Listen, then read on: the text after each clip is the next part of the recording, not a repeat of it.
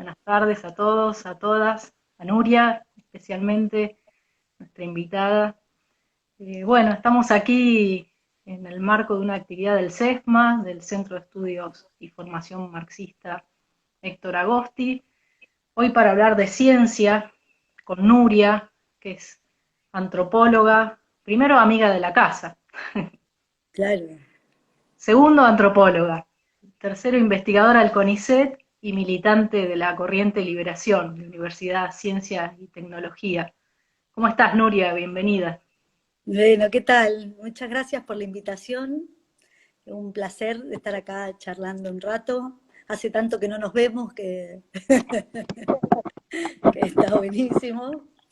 Eh, y sí, un día especial hoy, la verdad, para los científicos, pero para todos los trabajadores y trabajadoras del Estado, porque tuvimos reunión paritaria con el Estado Nacional y, y salimos sin buenas noticias, con un 7% de aumento y la mesa se abrirá de nuevo en diciembre, la mesa de negociación, pero UPCN firmó a favor, por supuesto, pero me parece que genera un marco interesante para pensar, ¿no? Para pensar las condiciones de producción de ciencia en nuestro país y para pensar la situación general de los trabajadores y trabajadoras, no solo de las y los científicos, sino del conjunto.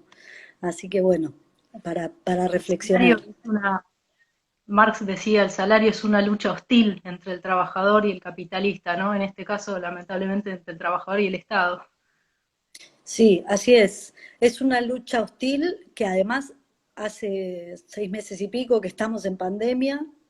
Digo, hay que poder enmarcarla porque si no, no, por supuesto que eh, la lucha salarial y la lucha por la distribución de la riqueza, por una distribución más justa de la riqueza dentro del capitalismo, siempre es una lucha difícil, digamos, no, es una lucha que requiere organización, que requiere conciencia, que requiere, bueno, todo lo que requieren las peleas, ¿no? Que requiere entusiasmo.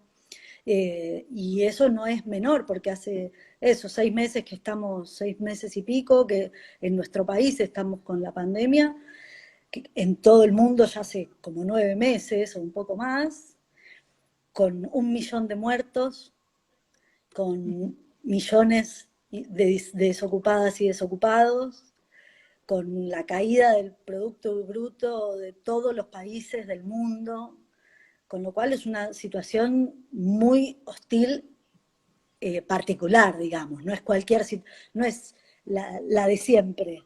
Estamos probablemente en una de las más profundas crisis del capitalismo que hemos vivido, ¿no? Hoy recordaba que Alberto Fernández en una de las conferencias que hizo relativas a cómo iban a seguir los ASPO, ¿no? El aislamiento social preventivo obligatorio, dijo que estábamos atravesando una crisis tan profunda como la de 1870. Y a mí me parece, bueno, independientemente de las comparaciones, si estamos mejor o peor, o esta crisis es más profunda que la de 1870, que de la de 1918, de la 1930, de la del 73, digamos, independientemente de la comparación de las crisis profundas que el capitalismo sufrió, evidentemente es una que además tiene el adicional, el contexto de pandemia como marco general. Y eso implica no solo el deterioro de las condiciones de vida, de trabajo, de salario, sino además la incertidumbre respecto de la muerte, ¿no? Me parece que en ese punto se parece bastante al contexto de guerra. Para, La para, incertidumbre y la soledad también, ¿no? Yo creo que en otra charla hablamos de este tema de una de las cosas más tristes de esta pandemia, además de todo esto que mencionás, es la muerte en soledad, ¿no? En soledad del que muere y del que no puede acompañar al que se va y del entorno también, ¿no? Dramático eso. Sí, eso es dramático. Justo lo nombrás y yo quería nombrarla. Hoy falleció Olga Manrique, que es una compañera nuestra de la Liga Argentina por los Derechos Humanos, una compañera histórica, murió justo hoy. eh, Venía enferma, bueno, no hace tanto, digamos, en esta pandemia. eh, no murió de COVID, por suerte, murió en su casa. eh, pero tal cual como vos decís, es una tristeza infinita no poder acompañarla, hacer la despedida, juntarnos los compañeros y las compañeras de la liga para, para celebrar la vida de Olga, que fue una, bueno, eh, la verdad es que particularmente para mí no hay palabras para definirla, era lo mejor del mundo, Alguien su escribió hoy, sonrisa. la lloraremos un día y la honraremos toda la vida. Sí, sí.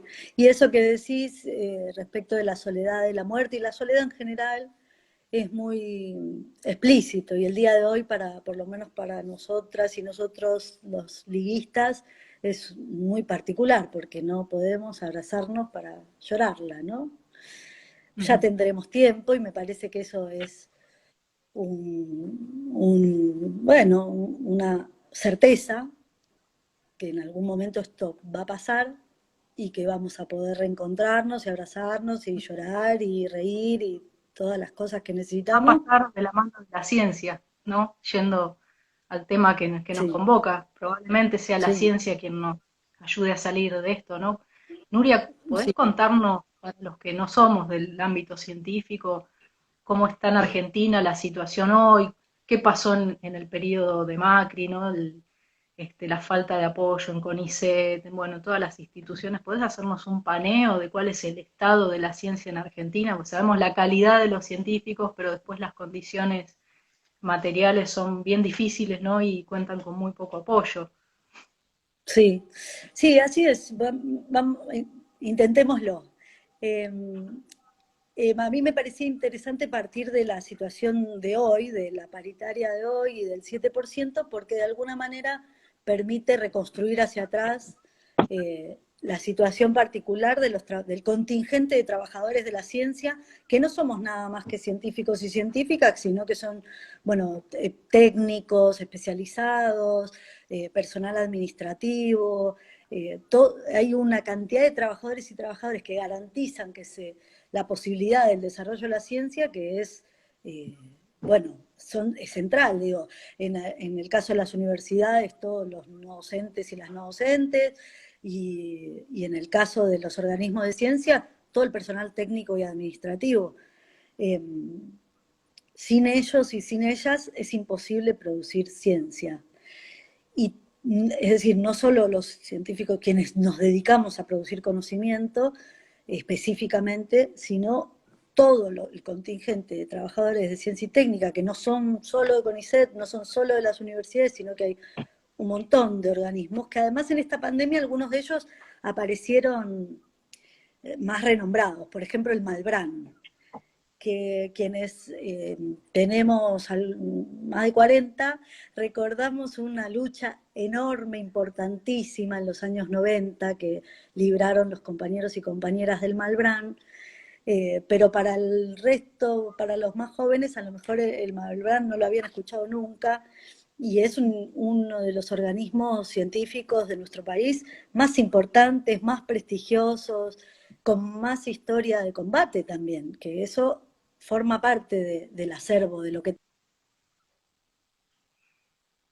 bueno, sabemos lo, la buena calidad, pongámosle, de científicos y científicas que tenemos, y eso, entre otras cosas, se debe a que tenemos un contingente de trabajadores y trabajadoras que luchan. El, Durante la década de la primera década de este siglo, la ciencia en Argentina tuvo una ponderación social, económica, cultural. En el año 2007 se creó el Ministerio de Ciencia.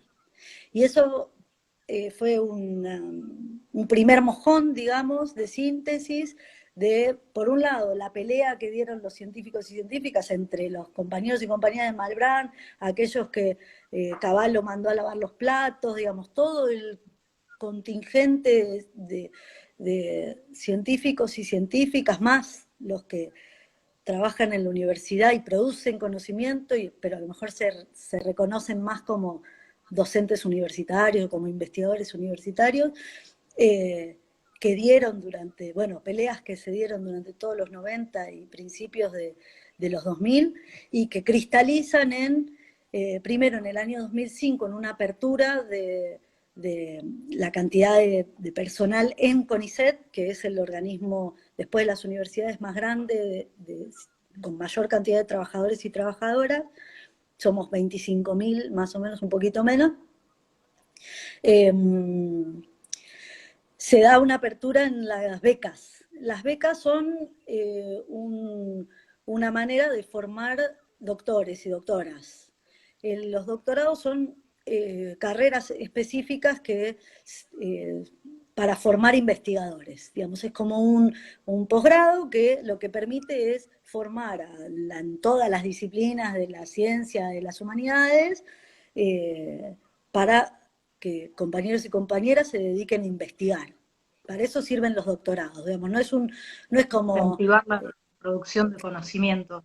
Exacto, porque no hay otros títulos de posgrado, especializaciones, maestrías, etcétera, pero que en sus orígenes, ahora todos están, bueno, hay un proceso de mercantilización tan grande que en todo caso ese es otro, luego iremos ahí, pero el doctorado está como pensado, digamos, es un título que no es habilitante como ser, no sé, el título de médico, el título de enfermero, es un título específico que en realidad lo que da cuenta es que vos sabés investigar o estás, ya te has iniciado en la carrera de investigación, digamos.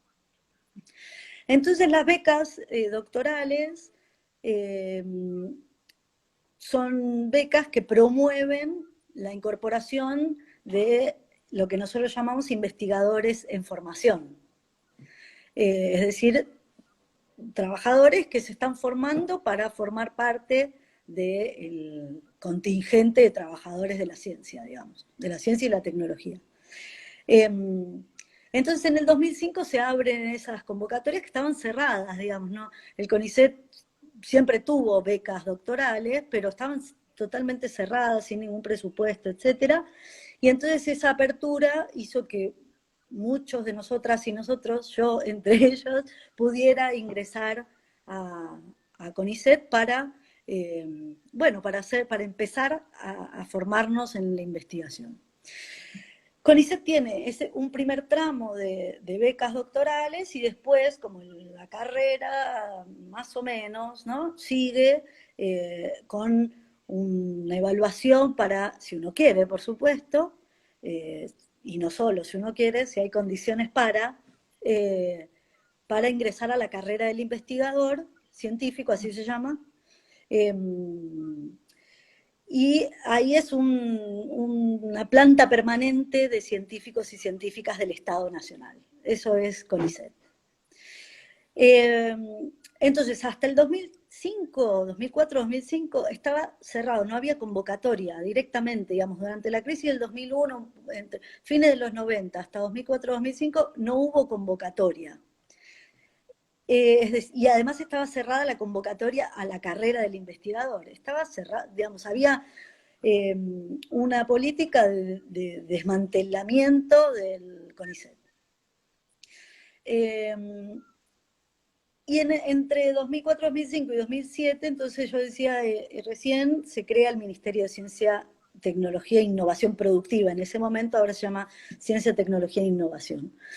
Eso significó una política clara, que el Estado diera señales de la importancia del desarrollo científico-tecnológico para un proyecto de país como el que comandó Cristina durante esos años, hasta el 2015. Y ahí, bueno, efectivamente el CONICET se amplió muchísimo, además se crearon universidades nuevas, digo, la cantidad de compañeros y compañeras que se acercaron tanto a las universidades como al CONICET creció una barbaridad. Y esto es Inclusive el una buena... edificio, ¿no? En ese Sí, periodo en Cava se hizo un edificio nuevo muy bonito ahí por y además se calle hizo en la calle Godoy Cruz, lo que Godoy. eran las... Ahí había unas bodegas, que son las bodegas Giol, eran unas bodegas del Estado, era la empresa vitivinícola más grande de Latinoamérica, eh, fue originalmente privada y después el Estado la absorbe y, y, es, y fue muy importante Giol porque era el parámetro de la reguladora de precios, entre otras cosas, ¿no? Primero la productora de vino toro, digamos, del vino de mesa, pero además era una empresa testigo para regular precios. Una empresa que tuvo como 20.000 trabajadores, digamos, una empresa del Estado enorme. A fines de la década del 80, esta empresa, bueno, quiebra, era del Estado provincial de Mendoza, y durante unos años se ocupa, está ocupada como vivienda las bodegas, ahí en la calle Doy Cruz. En el año 94 hubo un desalojo, tenían una organización maravillosa, los vecinos de Giol, en donde además la Liga fue la principal impulsora, no solo de la organización, sino fundamentalmente de evitar el desalojo, y fue un desalojo testigo, digamos, de la década del 90, con helicópteros, lleno, una barbaridad de policía para desalojar. Era un caso testigo de organización por la vivienda, y así de testigo fue también el desprecio del menemismo para con los habitantes de Giol. Y después, durante muchos años, digo, se desaloja a fines del 94, después se vuelve a ocupar, la vuelven a desalojar así, y durante muchos años queda un terreno que queda baldío, digamos, no baldío, desocupado, eh, que era una fábrica, y tal cual como vos decís, con la creación del Ministerio de Ciencia, eso se reconvierte en el edificio del ministerio, que me parece que es una historia interesantísima, ¿no? Porque tiene bueno, su vuelta de tuerca, vuelve a terminar de este lado.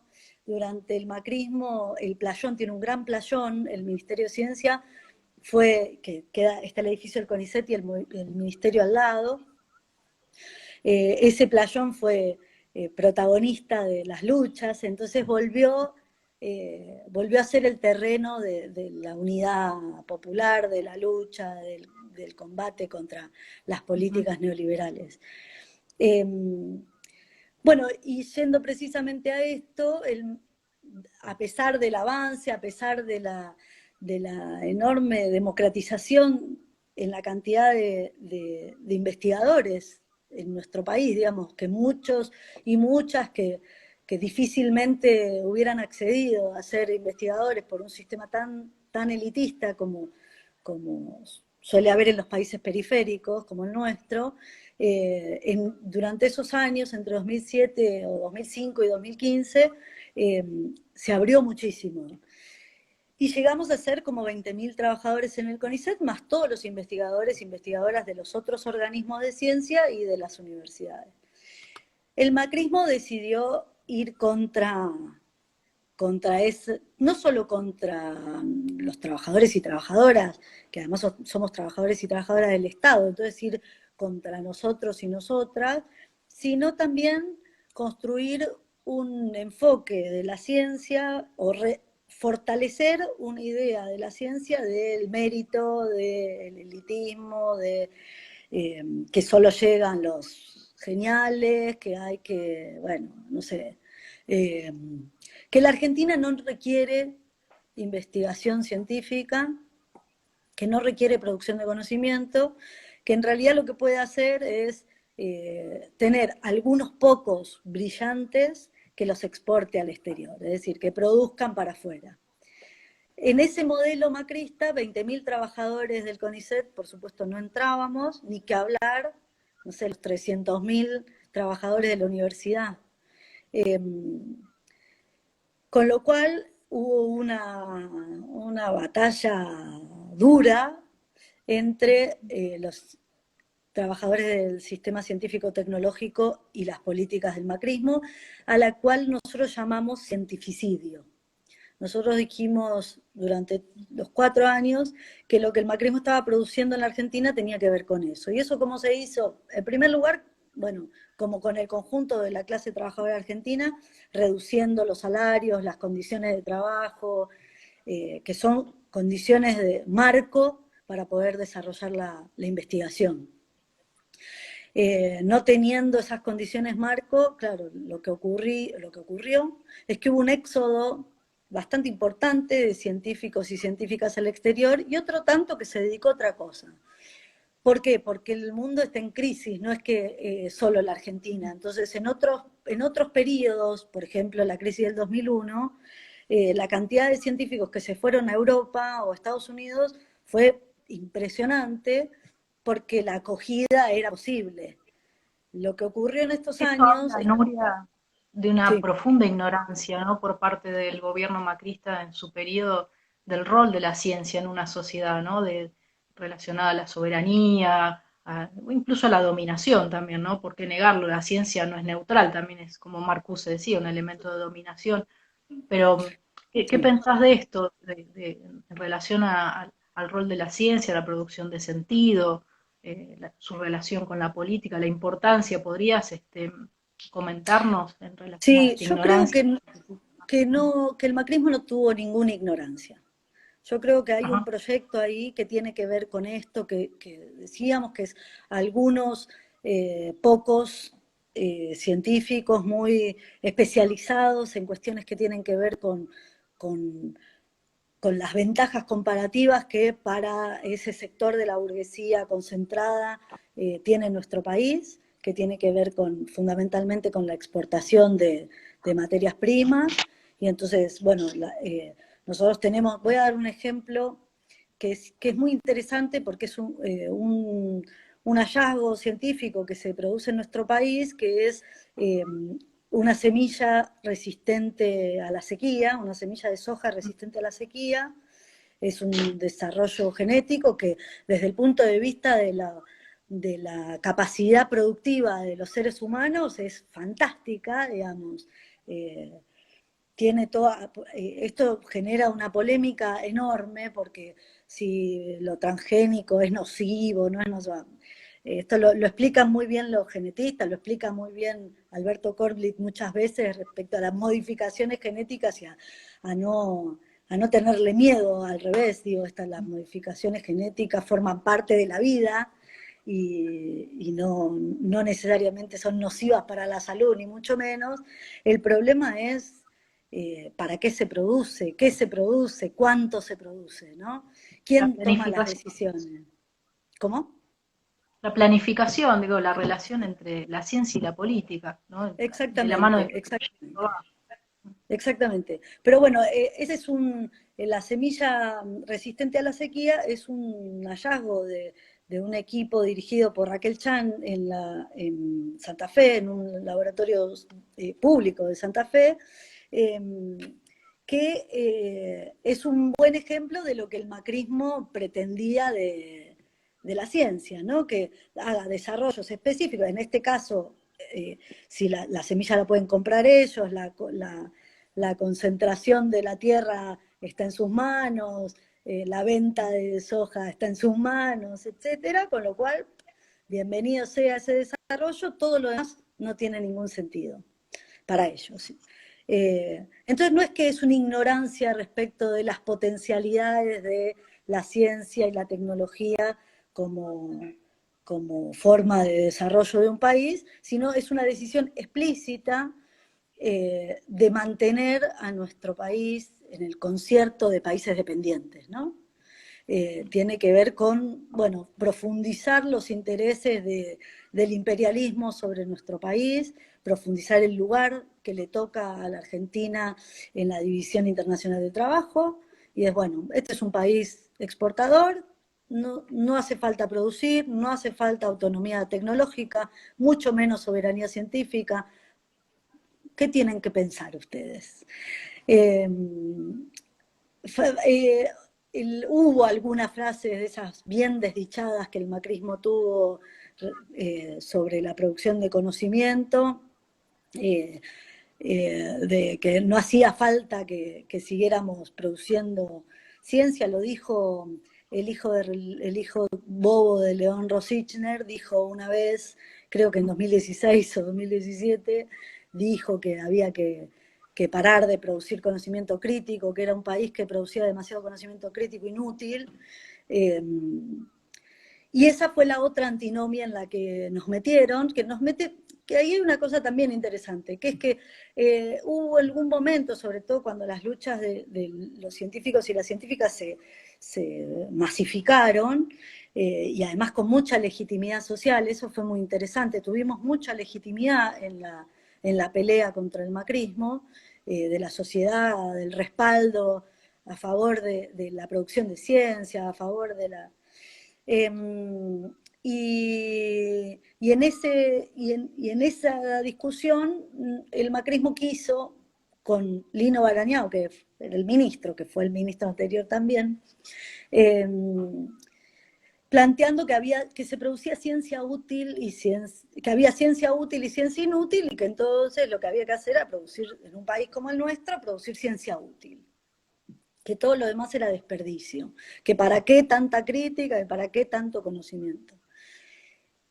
Ahí se ubicó como interlocutor a los científicos y científicas, pero en realidad es una discusión del conjunto del pueblo argentino, ¿no? Que tiene que ver con poder tomar decisiones respecto del país que queremos. Y tomar decisiones soberanas respecto del país que queremos tiene que ver con la producción científico-tecnológica, sin lugar a dudas, ¿no? Hay en la historia argentina uno de los científicos o de quienes hicieron grandes aportes a la ciencia fue un tipo que Jorge Sábato, que es el hermano de Ernesto, que hizo un desarrollo interesante en metalurgia nuclear, etcétera, pero más allá de su aporte concreto a la Comisión Nacional de Energía Atómica y demás, lo interesante fue que él planteó que había que construir un desarrollo autónomo de la ciencia y que eso se lograba eh, evitando la compra llave en mano al exterior. Es decir, que si uno compra, si la Argentina necesita, pongámosle, un reactor nuclear, lo que tiene que hacer es aprender, lo compra, y con la propia compra, una de las cláusulas tiene que decir, bueno, los científicos argentinos tienen la potestad de aprender, de abrir el paquete tecnológico que se compra y aprender a hacerlo acá. Y eso es también un mojón en la historia nuestra, que eso previo a la dictadura, que también es muy importante, ¿no? Que forma parte del acervo que tenemos los científicos y las científicas.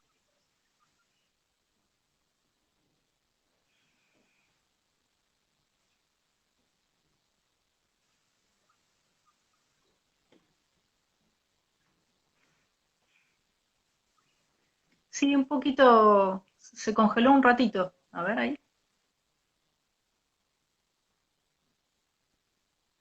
A ver.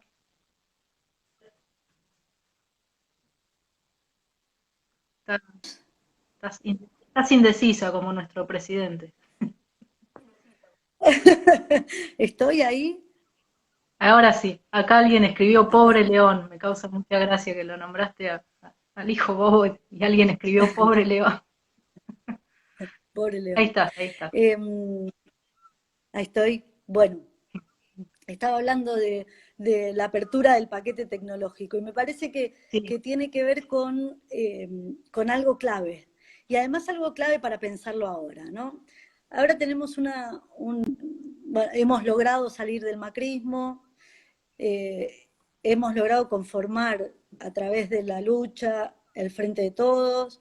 El Frente de Todos tiene un programa específico de ciencia y tecnología que hemos construido entre todos y todas, entre todas las organizaciones que formamos parte del Frente de Todos, y es un programa interesantísimo de desarrollo autónomo, de soberanía científico-tecnológica, de avance en la producción, no en una lógica de antinomia entre lo útil y lo inútil, sino en ubicar a nuestro país en la producción de conocimiento frente a las necesidades reales y concretas que tenemos. Que eso no quiere decir, digo, ahí hay una diferencia. Yo hoy pensaba, pensando en la charla pensaba, bueno, si uno lo dice así al pasar, parecería que otra vez los países centrales tienen la potestad de pensar, de investigar cualquier cosa, de estudiar cualquier cosa, y nosotros y nosotras no, solo tenemos que investigar cosas que nos permitan desarrollarnos, digamos. ¿Qué quiere decir eso?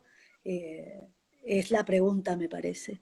Y el programa del Frente de Todos tiene un enfoque que rompe con esto. Digo, lo que construimos es una ruptura con esta idea de, bueno, país periférico solo investiga lo que necesita para superar el hambre, para superar pobreza, para superar enfermedades endémicas. No, este es un país que tiene derecho, es un pueblo que tiene derecho a investigar y a estudiar todos los aspectos de la vida social y de la realidad, y que es precisamente ese impulso de producción de conocimiento crítico el que nos permite elegir qué país queremos.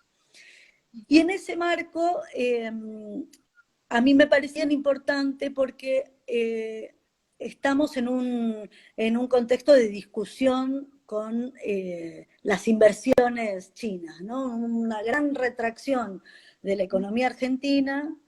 Se plantea, el otro día salió una nota de la voluntad de la Argentina de entrar en la propuesta, en la iniciativa china de la ruta y la seda, o la seda y la ruta, en donde China haría determinadas inversiones que tienen que ver con la ciencia y la tecnología, por ejemplo, en energía nuclear, por ejemplo, en la producción de cerdos, etcétera, en donde la ciencia y la tecnología, no solo la biología, no solo la ecología, no solo la física, sino el conocimiento social en general, tiene una tarea que hacer, que es reflexionar cómo se despliegan esas inversiones para el verdadero desarrollo del pueblo argentino, no para profundizar dependencia, sino para abrir, y por eso decía lo de Sábato, ese paquete tecnológico. Digo, no es lo mismo producir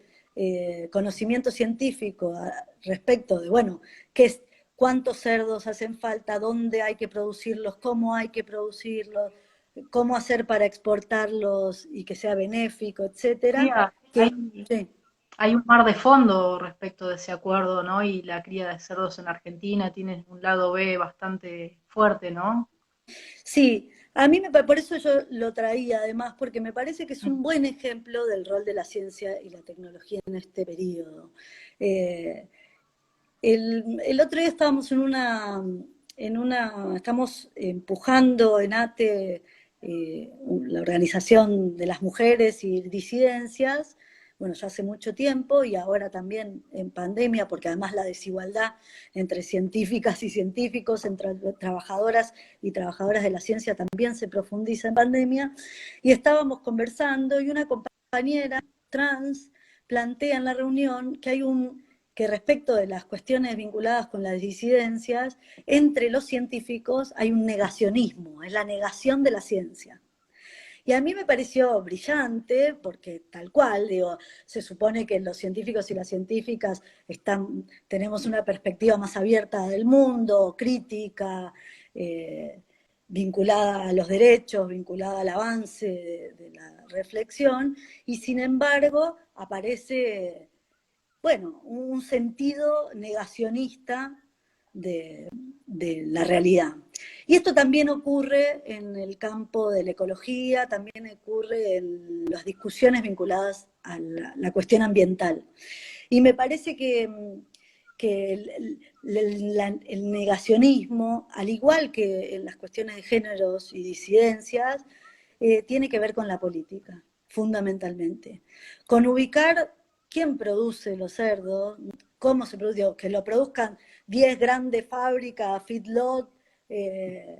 Feedlot es ese proceso productivo donde están los chanchos o las vacas o el animal que fuera, todo concentrado en el mismo lugar donde o en un país como el nuestro puede haber, bueno, cientos de chacareros, cientos de miles incluso de pequeños productores que, que produzcan estos cerdos, que además requieren que la ciencia se meta, digamos, que todos los aspectos del desarrollo científico, tecnológico estén a disposición de, Porque bueno, parece que lo urgente, ¿no?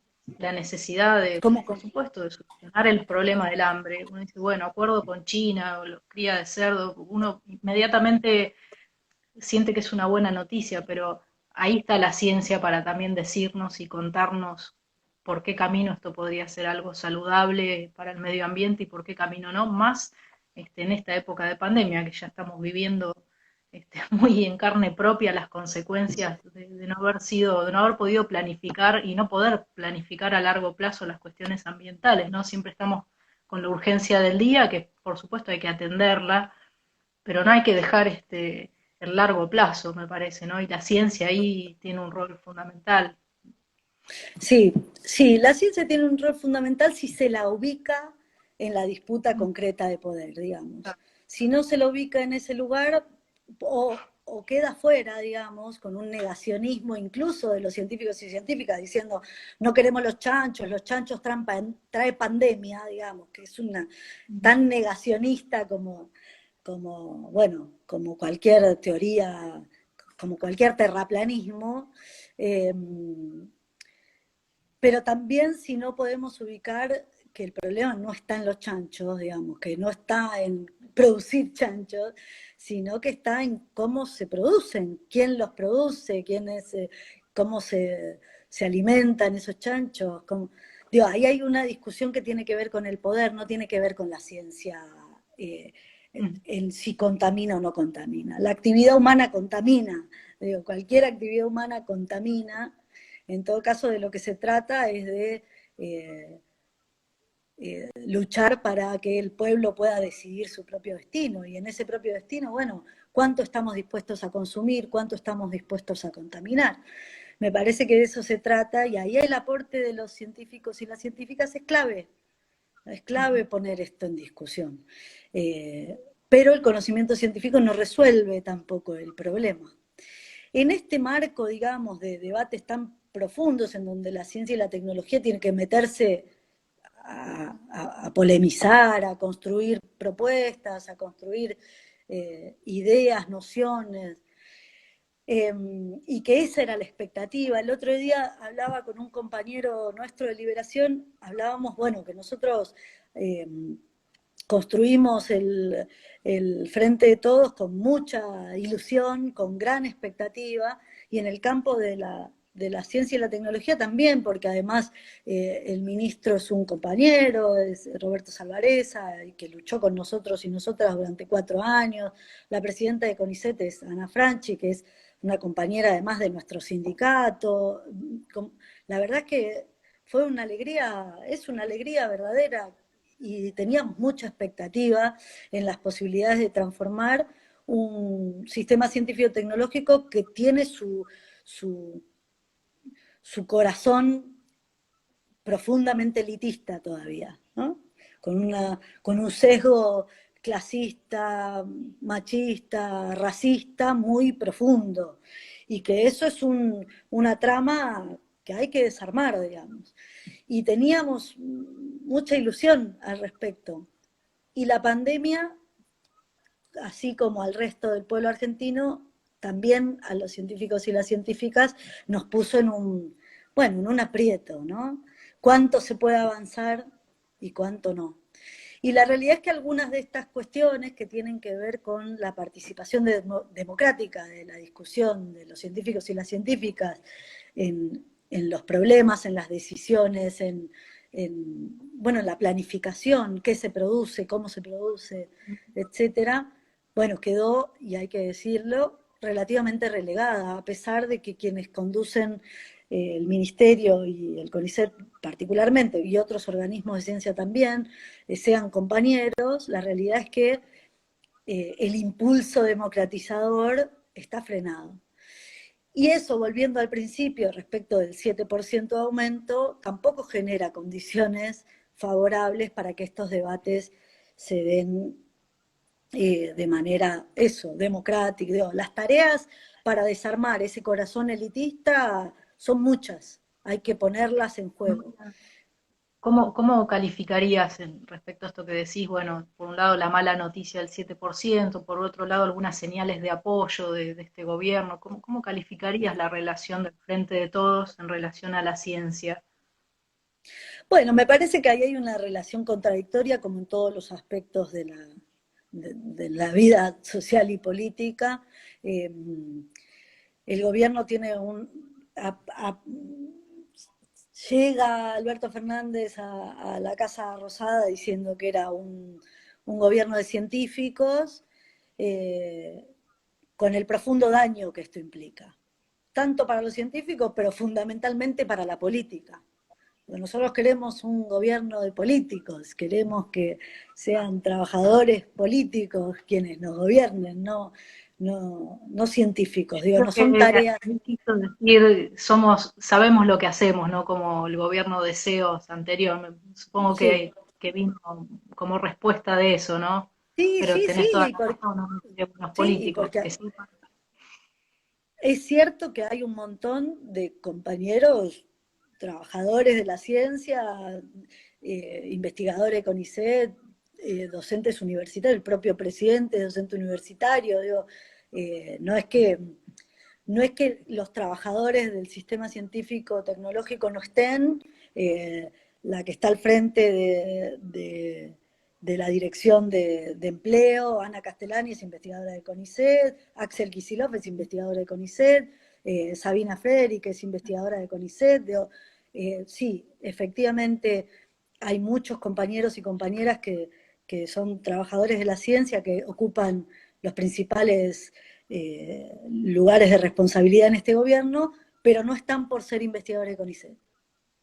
Están porque son compañeros que hacen política, son militantes y están ahí, y me parece que eso hay que ponderarlo y ubicar la relación con el sistema científico-tecnológico en términos políticos, no en términos de personas, de científicos sueltos que ocupan lugares, sino de la relación que tenemos que el sistema científico tiene que tener con el gobierno. Y me parece que hubo unas primeras señales interesantes que tuvieron que ver con todo el plan Argentina contra el hambre y el empujar a científicos y científicas a reorientarse a esas, a, al desarrollo de investigaciones vinculadas bueno, con el hambre y con los elementos derivados, sociales y no sociales, digamos, derivados de semejante problema, que fue interesante, y eso mismo ocurrió cuando empezó la pandemia. Todos los recursos se pusieron a disposición de las investigaciones sobre COVID. Y desde nuestro punto de vista eso es correcto, es adecuado, digo, tiene sentido de realidad. Sin embargo, no poder desarmar esos otros resortes que sostienen lo que decíamos antes, el elitismo, el clasismo, el machismo, el racismo del sistema científico-tecnológico argentino, en realidad estos empujes fortalecieron la lógica del investigador individual, de la expectativa del premio Nobel. Bueno, en vez de fortalecer el trabajo colectivo entre las organizaciones populares y las científicas para ir resolviendo problemas de la realidad. vinculados al hambre, vinculados a la pandemia, al COVID. De ahí hay una tarea que tiene que ver también con un enfoque político, que es registrar que los problemas se pueden resolver, digo, que el conocimiento se puede producir desde otro lugar, que no tiene necesariamente que ver con producir lindos papers ni ganar el premio Nobel. Digo, que en todo caso un país como el nuestro, que se jacta de tener el premio Nobel, y que está muy bien, digo, está buenísimo el aporte a la ciencia de quienes han ganado el premio Nobel, y lo festejamos, pero el problema es que esto se ubique como el modelo a seguir. Nosotros necesitamos en un país como el nuestro una ciencia profundamente arraigada con las necesidades de nuestro pueblo, y para eso hay que construir conocimiento de otra manera. Y en todo caso, me parece a mí, y nos parece a nosotros, que lo que ocurrió fue que esos mecanismos que sostienen al investigador blanco, alto, de ojos celestes, como bueno, un hombre formado, capaz de resolver los problemas vinculados al COVID, se fortalecieran, ¿no? Que ese es el héroe, el superhéroe, el científico superhéroe. Y me parece que esos estereotipos, fortalecer esos estereotipos, y esto fue así, digo, hubo convocatorias a proyectos vinculados a investigaciones sobre COVID, y los ganaron los mismos de siempre, que son compañeros, que son trabajadores, que tienen equipos muy buenos, pero se siguió sosteniendo la lógica de la meritocracia a la hora de, por un lado, distribuir los fondos concretos para investigar y al mismo tiempo para ubicar las líneas de investigación. Y hubo un problema adicional: cómo se reparte el presupuesto entre disciplinas. Hay una tendencia a distribuir desigualmente entre las ciencias exactas y naturales, sobre todo las exactas, y las ciencias sociales, y esto también se sostuvo. Entonces, esos elementos que son claves, no es que son periféricos de la ciencia. Digo, pensar la ciencia como una cuestión biológica o una cuestión física o una cuestión química es un error. Dora Barrancos, que fue mucho tiempo, 2 mandatos, directora de CONICET en Ciencias Sociales, pues el CONICET tiene un directorio que tiene de las distintas áreas, y la que fue directora por las Ciencias Sociales durante un periodo bastante largo fue Dora Barrancos.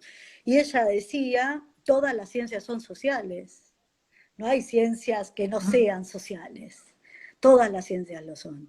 Y eso a los compañeros de las ciencias exactas y naturales les cuesta mucho entenderlo. Digo, ahí hay otra antinomia que se construyó que no nos favorece en nada, que también hay que desarmar.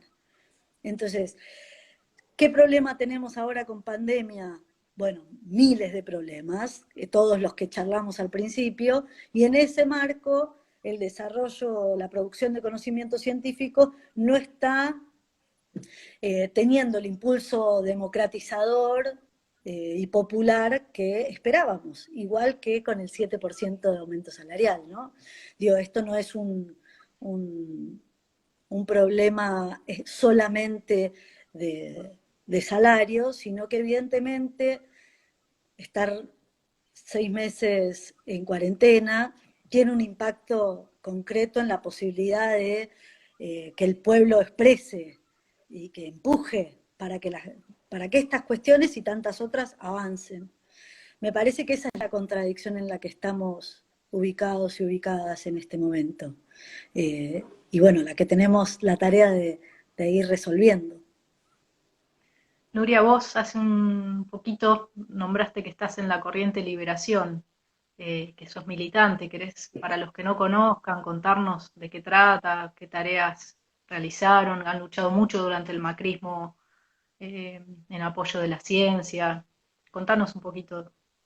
Sí, bueno, Liberaciones es una corriente de universidad, ciencia y tecnología, en donde tenemos compañeros y compañeras que son trabajadores de organismos de ciencia, de CONICET y de universidades públicas de todo el país, de todos los claustros, porque además nosotros decidimos que había que romper esa lógica, digo, que una herramienta democratizadora tenía que poder también pensar la universidad y pensar el sistema científico-tecnológico y actuar, empujar para avanzar en conquistar los derechos, el derecho a la educación superior, el derecho a la ciencia, el derecho a la tecnología para los pueblos, había que y romper entre nosotros también esas divisiones que tenemos entre los claustros, entre los que son investigadores y son técnicos y otros que son administrativos, entre los que somos de ciencias sociales y los que son de las ciencias mal llamadas duras y así. Con lo cual armamos una corriente que intentara contenernos a todos y a todas.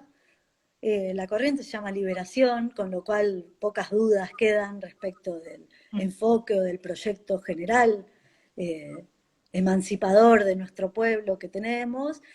Y las tareas son múltiples, digamos, muchísimas. Tuvimos peleas con el macrismo de todos los tipos, de todos los colores. Hicimos toda la forma Recuerdo de mucha radio abierta en el Congreso. mucha radio abierta, fuimos a conferencia de prensa en el Congreso, discusiones con diputados, bueno, movilizaciones propiamente dichas, tomamos el ministerio algunas veces, digo, hemos luchado de miles de maneras, se tomaron las facultades en 2018, que se cumplieron 100 años de la reforma universitaria, se tomaron las facultades en todo el país, hicimos esa movilización gigantesca que llovía a cántaros en la ciudad de Buenos Aires, que no sé, en todo el país nos movilizamos como 500.000 personas, bueno, cosas entre esas superheroicas y otras más chiquititas, más calladitas, que tienen que ver con organizar, con dar debates. Bueno, algo de sintetiza nuestra corriente o intenta sintetizar o intenta recoger. Y en este tiempo de pandemia, bueno, hay mucho trabajo, ¿no? Hay mucha disputa ideológica que dar, eso es evidente. Hay muchos compañeros y compañeras que están confundidos, anticuarentena, las ideas del terraplanismo entran en nuestro pueblo, ideas profundamente liberales, que tienen un punto de contacto con lo que yo planteaba sobre el elitismo en el caso del sistema científico-tecnológico, ¿no? Que es un sentido muy liberal del yo. Y entonces ahí hay enormes confusiones que hay que poder reflexionar y reflexionar sobre cómo se lucha en tiempos de pandemia también es una tarea. En estos 6 meses y pico que vamos de cuarentena, hemos hecho muchísimas cosas, cuestiones de organización sindical, de profundizar la organización en nuestro sindicato. Es interesantísimo, algunas cosas son muy, muy interesantes porque en este tiempo que uno siente, bueno, esto que decíamos, tanta soledad, hay un montón de compañeras y compañeros que quieren militar, que se quieren afiliar al sindicato, compañeros que no nos conocemos en vivo y en directo, que no nos hemos visto nunca personalmente y que se incorporan a militar a la liberación.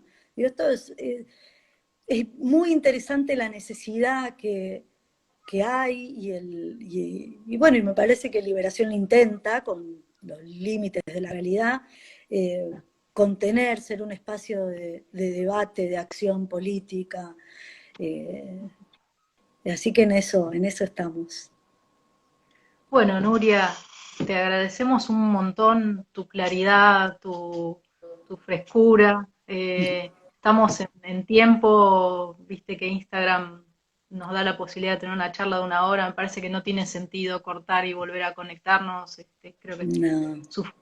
todo lo que nos has contado sobre el estado de la ciencia, así que bueno, vamos a ir finalizando acá. Agradecemos a todos los que nos acompañaron, no los podemos nombrar a todos ahora, pero bueno, hay muchos conectados. Gracias a todos los que nos acompañaron y bueno, especialmente a vos. No, muchísimas gracias, un placer charlar con vos. Y bueno, no sé cuándo nos ponemos a tocar y cantar, porque al fin de cuentas es lo único que importa. Y cortemos y hacemos un Zoom musical. Eso, así. Bueno, Bueno, Nuria, bueno, un te millón mando, de gracias. no, Estamos te en mando un contacto, beso enorme. muy valiosa tu difusión. Dale, bueno, un abrazo grande. Cuídate.